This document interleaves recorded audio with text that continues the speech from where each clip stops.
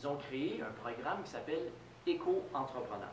Alors, Éco-entrepreneur, c'est donc une homologation, une attestation.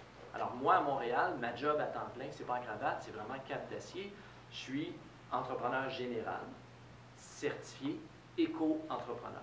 Donc, je suis certifié depuis avril l'année dernière. Et le principe d'un éco-entrepreneur, c'est le gros bon sens. Souvent, on dit, ah, mais les panneaux solaires et la géothermie, on n'est pas là. On est vraiment au même principe que chez vous, lorsque vous faites le recyclage, que vous faites peut-être même le compost, que vous faites le tri à la source. Mais ça devient le même principe, un éco-entrepreneur.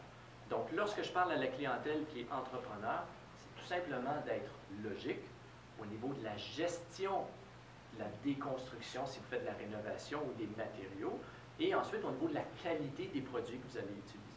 Alors, c'est ça, un éco-entrepreneur. Ce sont des gestes qui ont été classifiés pour que ce soit check, check, check. On fait des trucs dans le bon sens avec la bonne qualité de produit. Des petits gestes et des gestes un peu plus avant-gardistes. Alors, ce qui est important, c'est juste le gros bon sens à ce niveau-là. Donc, immense partenariat avec la région ici de Victoriaville. Je pense que vous l'avez bien dit, on est précurseur dans la région. Moi, je viens de Montréal, puis souvent, je nomme Victo en termes de référence pour vous indiquer qu'à Montréal, ça stagne. C'est vraiment pas beaucoup à ce niveau-là. Un éco-entrepreneur, c'est quoi? C'est une personne qui fait une formation, qui va faire un examen théorique sur le web, et qui va faire une lettre d'engagement. Moi, je m'engage à. Et à partir du moment où vous avez fait cet engagement-là, vous avez les 12 gestes que vous allez pouvoir compléter. Ça se fait assez facilement. Mettre de la peinture au mur sans COV, composé organique volatile, maintenant en 2015, c'est le même prix que de mettre de la peinture normale, conventionnelle. Peinture, moulure, plancher mouillé.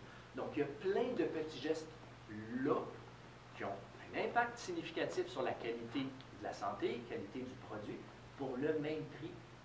Mettre un conteneur de bois qui va être recyclé, un conteneur de non-triable, puis du métal, c'est pas plus compliqué. Ça coûte moins cher, en fait, en frais d'enfouissement. C'est le gros bon sens. Donc, éco-habitation, programme éco-entrepreneur, vous avez un processus, et une fois que vous êtes éco-entrepreneur, il y a le référencement via le site web d'éco-habitation, d'éco-entrepreneur. Et ça, si je parle aux entrepreneurs dans la salle, là, je vous dirais que ça devient intéressant. Moi, je suis surtout en rénovation à Montréal. Comme entrepreneur, depuis le 1er mai 2014, j'ai sorti mes statistiques. Sur 10 clients, je suis passé à 17 clients. En termes, pour chaque tranche de 10 clients, je viens d'augmenter de 7 clients. Mais le chiffre d'affaires, chaque fois que je faisais 1 000 $ de chiffre d'affaires, je passais à peu près à 3 000 $ de chiffre d'affaires. Donc, au niveau du nombre de clients directement référés, c'est les gens qui m'appellent, j'ai entendu parler par éco-habitation, par éco-entrepreneur. La demande, elle est là.